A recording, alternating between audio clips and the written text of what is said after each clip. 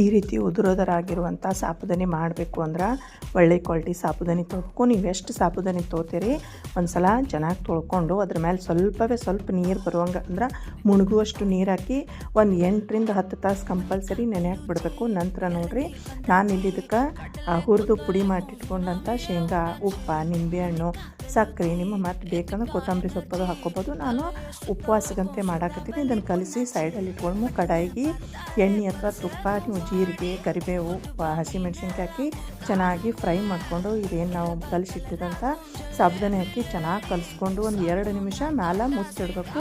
ನೋಡಿರಿ ಮುಚ್ಚಿಟ್ಟ ಮೇಲೆ ನೋಡಿರಿ ಎಷ್ಟು ಉದುರಾಗಿ ಚೆನ್ನಾಗಿ ಬಂದದ. ನೀವು ಒಂದು ಸಲ ಈ ಉಪವಾಸ ಇತ್ತು ಅಂದರೆ ಈ ರೀತಿ ಒಂದು ಸಲ ಟ್ರೈ ಮಾಡಿ ನೋಡಿರಿ. ಇದನ್ನು ನೀವು ರಾತ್ರಿ ಮಾಡೋದಾದರೆ ಬೆಳಗ್ಗೆ ಮಾಡೋದಾದ್ರೆ ರಾತ್ರಿ ನೆನೆ ಇಡಬೇಕು.